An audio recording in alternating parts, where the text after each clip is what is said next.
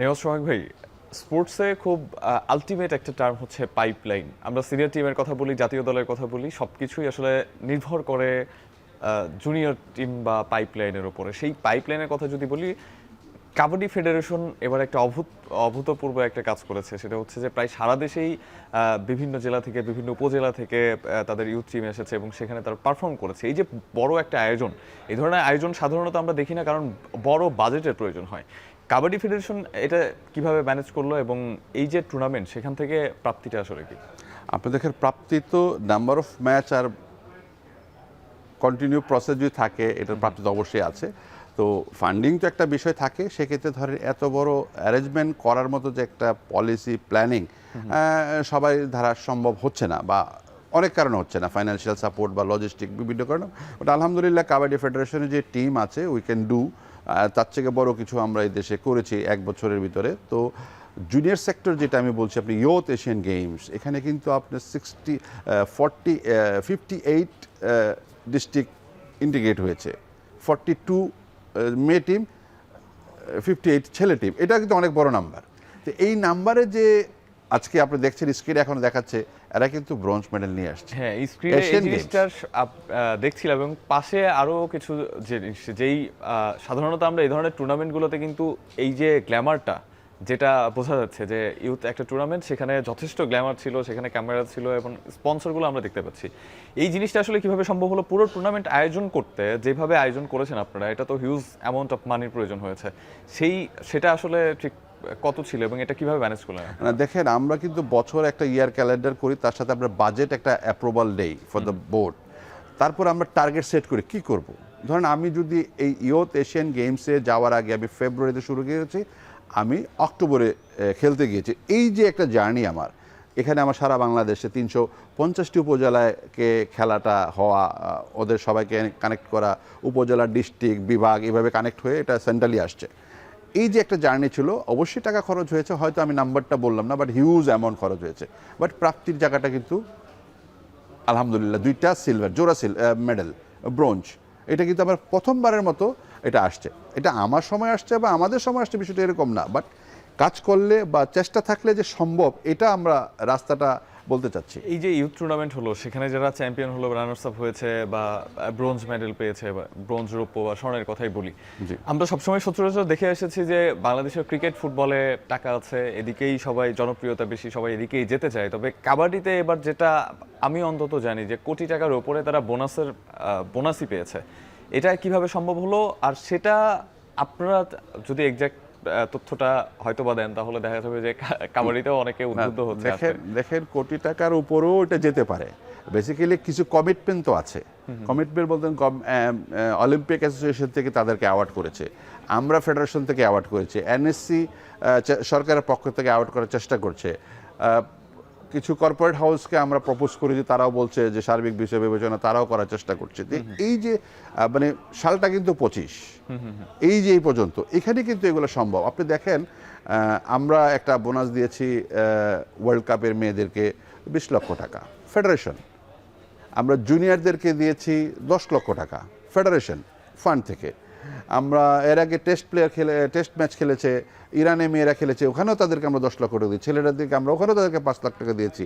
মানে আমরা চাচ্ছি যে তারা যদি স্বাবলম্বী হয়, তারা যদি মনে করে যে না এখানে খেললে পয়সা আছে বা সম্ভাবনা আছে, এই স্বাবলম্বী টেন্ডেন্সিটা তৈরি করা হচ্ছে আমাদের কাজ। শুধু আপনার সংগঠকরা খরচ করবে, মাঠে খরচ করে প্লেয়ারকে নার্সিং করবে না, এটা না। আমরা কিন্তু দেখেন ওদের জন্য ইন্স্যুরেন্স আমরা করে রেখেছি।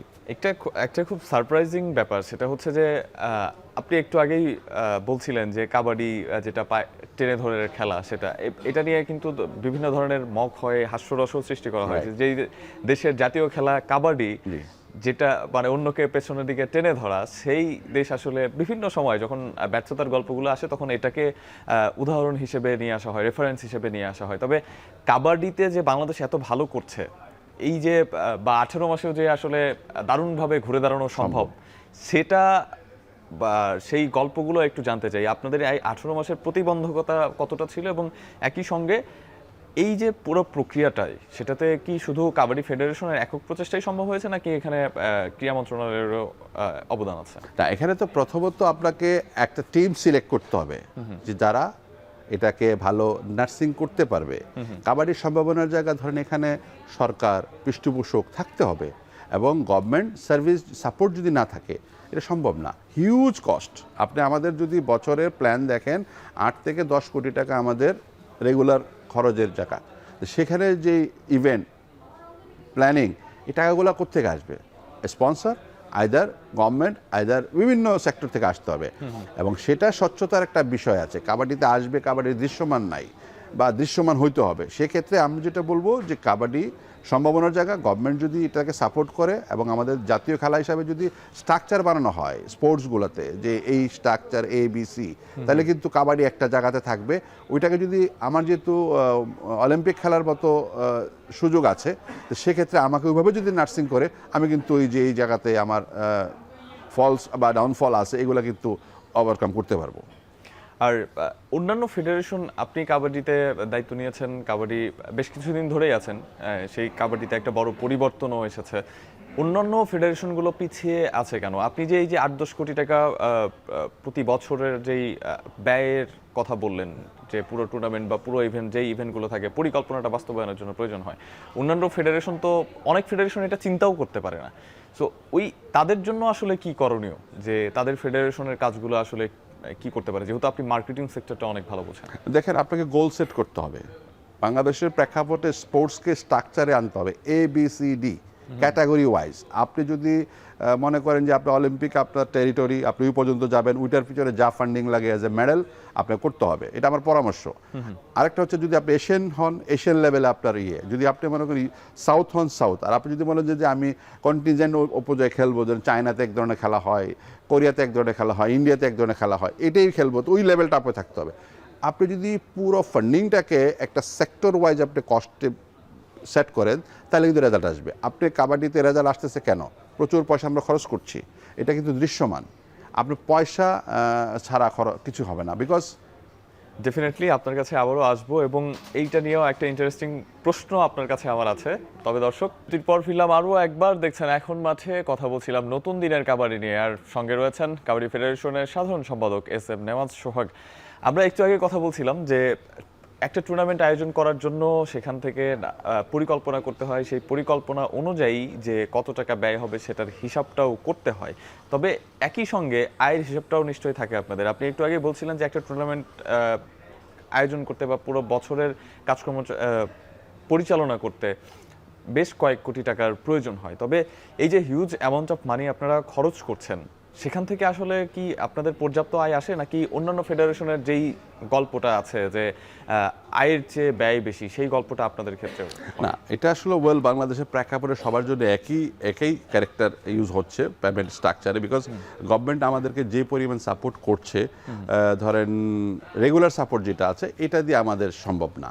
তো সেক্ষেত্রে আমাদের কিছু ইন্টারন্যাশনাল ম্যাচ ছিল, যার কারণে ইন্টারন্যাশনাল টেরিটরি গেলে গভর্নমেন্টের কিছু ফান্ডিংয়ের সুযোগ থাকে। তো সেই ক্ষেত্রে আমরা হোস্ট করেছি একটা টুর্নামেন্ট, গভর্নমেন্ট আমাদেরকে ফান্ডিং করেছে, আমরা বিভিন্ন জায়গায় খেলতে গিয়েছি, গভর্নমেন্ট এইভাবে কিন্তু আমরা একটা মেকআপ করে নিয়েছি। এই পরিস্থিতিতে এখন ধরেন একটা নির্বাচিত সরকার আসছে, এখন একটা পলিসি থাকবে, প্ল্যান থাকবে।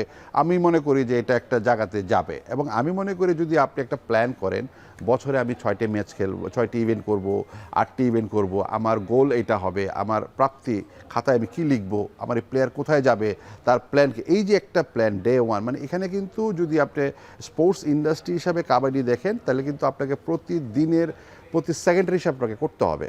ইটস এ সেলস প্রোডাক্ট যদি এইভাবে আপনি দেখেন। আর যদি মনে করেন যে না, আসলাম খেললাম চলে গেলাম, যা হয় ভাই, এটা না। আপনাকে টিম তৈরি করতে হবে এবং টিম নিয়ে মাঠে নামতে হবে, প্রত্যেক জায়গায় কাজ করতে হবে। ক্ষমতার পালাবদল হয়েছে, ক্রীড়া প্রতিমন্ত্রী হিসেবে আমিনুল হক দায়িত্ব গ্রহণ করেছেন। আপনি বলছেন যে যদি পরিকল্পনা গ্রহণ করা হয় তাহলে ডেফিনেটলি এখানে আরও উন্নতি সম্ভব। ক্রীড়া প্রতিমন্ত্রীর সঙ্গে আপনাদের কোনো কথা হয়েছে কিনা, বা আপনাদের সাথে সব ফেডারেশনের সাথে তাদের একটা দিন বসার কথা রয়েছে, সেই বিষয়ে কোনো কথাবার্তা হয়েছে কিনা? হ্যাঁ, ক্রীড়া প্রতিমন্ত্রী মহোদয়ের সাথে আমাদের 23 তারিখে মিটিং আছে NSCর ইয়েতে, আমরা ওখানে। সেখানে কি শুধু আপনারাই না, সব ফেডারেশনের সাথে বসবেন। তো ইন্ডিভিজুয়ালি উনিও বসতে পারে, বাট ওনার একটা ম্যাচেস যেটা উনি আসার পরে বলছেন, আমার কাছে ভালো লাগছে যে ইন্ডাস্ট্রি তৈরি করতে চায়। কাবাডির আসলে কাবাডির স্পোর্টসে 2 রকমের হয়, একটা হচ্ছে গিয়ার, দ্যাট ইজ এ ইকুইপমেন্টাল, আর একটা হচ্ছে খেলা, ধরেন আপনি এশিয়ান গেমস হোস্ট করলেন, এসএ গেমস হোস্ট করলেন, এই ধরনের অনেক কিছু আমাদের প্রোডাক্ট হিসাবে দাঁড়াইতে পারে। বাট ইন্ডিভিজুয়ালি কিছু স্পোর্টস আপনার এক্সচেঞ্জ প্রোগ্রাম হিসাবে প্রোডাক্ট হতে পারে। আমি যেটা বলছি, আমি ধরেন কাবাডি ফেডারেশনের সেক্রেটারি হওয়ার পরে আমার ব্যক্তিগত উদ্যোগে আমি কিন্তু Nepal, Thailand, Malaysia, Bangladesh 4th nation sign করেছি এক্সচেঞ্জ প্রোগ্রাম। ওনারা আমাদের দেশে আসবেন, আমরা ওনাদের দেশে যাব, বিভিন্ন সাবজেক্ট, বয়স ভিত্তিক কোচিস ট্রেনিং। এখন আমি ভাবছি ইউরোপের 6টি দেশের সাথে সাইন করব, তারা বাংলাদেশে আসবে এক্সচেঞ্জ প্রোগ্রাম। অলরেডি আমি হাঙ্গেরির সাথে কথা বলছি, আমার একটা one of my best friend ও হাঙ্গেরিয়ান ইউনিভার্সিটিতে কাবাডি দিয়ে কাজ করছে। আমি যদি ভুল না করে থাকি 2021 সাল থেকে আপনি কাবাডি ফেডারেশনে আছেন। আমি 17 থেকে আসছি, 17 থেকে আছেন। অফিস 21 থেকে আমি হচ্ছে as a office part, official part হিসেবে কাজ করছেন। আপনি বিভিন্ন ধরনের ইনিশিয়েটিভ নিয়েছেন, আমরা দেখেছি বা সেই অভিজ্ঞতার সম্মুখীন আমরা হয়েছি বিভিন্ন সময়ে, যে যারা আসলে অনেক বেশি কাজ করতে চায় তারা বিভিন্ন ধরনের সম্মুখীন হয়। আপনার কি এই ধরনের কোনো অভিজ্ঞতা? হ্যাঁ, আমি হচ্ছি, প্রতিনিয়ত হচ্ছি, বাট আমি কিন্তু আল্লাহর উপর ভরসা রাখছি। আমাকে অনেক ডিস্টার্ব করা হচ্ছে, বাট আমি আমার কাজটুকু করছি। আমি এখানে সবার আগে দেশ, বাংলাদেশের খেলা, বাংলাদেশের ঐতিহ্য লালন ধারণ করতে হবে, সেই জন্য আমি কাজ করছি। যে যত ডিস্টার্বই করুক, আমি এগুলা। আরও একটা জিনিস জানতে চাই যে ক্রিকেট ফুটবল যখন মাঠে খেলা হয় তখন দর্শক গ্যালারি থেকে সেই উল্লাস, সেই উৎসাহটা দেখি আমরা, প্লেয়ারদের উৎসাহটা দেখি। আর জাতীয় খেলা কাবাডিতে আসলে দর্শকের সেই চিত্রটা আমরা দেখতে পাবো কিনা, ঠিক কতদিন সময় লাগবে বা আদৌ এটা সম্ভব কিনা? এটা অবশ্যই সম্ভব। জনপ্রিয়তার শীর্ষে খেলা এখনও কাবাডি। আপনি যদি অ্যানালাইজ করেন, আমার দেশের সংস্কৃতি হচ্ছে কাবাডি, এটা আমার হার্ড, এটা আমি জাতীয়, আমার ন্যাশনাল। আমি ফুটবল ভালো, সারা পৃথিবীতে ফুটবলের ক্রেজ আছে, ক্রিকেটের আছে, বাট ওটা আমার সংস্কৃতি নয়। তো আমি যেহেতু কাবাডি, আমার কাবাডিকে একটু মানুষের যদি একটু সাপোর্ট থাকে, সেটা আমি পয়সার কথা বলছি না, একটা ভালো কথা বললেও সাপোর্ট হয়, একটা ফটোগ্রাফার যদি ভালো একটা ছবি তুলে প্রেসে দেয়, সেটাও কিন্তু একটা সাপোর্ট হয়। এরকমভাবে যদি সাপোর্ট আসে, এই কাবাডির যে ফিরে যাওয়া, যে আমাদের যে সিলভার ছিল হারিয়েছি, আমরা গোল্ড পর্যন্ত যেতে পারবো। সেই জন্য কাজ করতে হবে এবং মানুষকে ব্যক্তিগত অ্যাটাক করে লাভ নাই, কাজটাকে মূল্যায়ন করতে হবে। আমি তো একটা চেয়ার। ডেফিনেটলি অসংখ্য ধন্যবাদ নেওয়াজ সোহাগ ভাই আমাদেরকে সময় দেওয়ার জন্য। কাবাডি আমাদের জাতীয় খেলা এবং জনপ্রিয়তার দিক থেকেও আসলে ততটাই মানে জনপ্রিয়তা পাবে কাবাডি। ক্রিকেট ফুটবলের পাশাপাশি কাবাডির নামটা বাংলাদেশে উচ্চারিত হবে অনেক বেশিভাবে, সেটাই আসলে প্রত্যাশা করি। অসংখ্য ধন্যবাদ আপনাকে। দর্শক,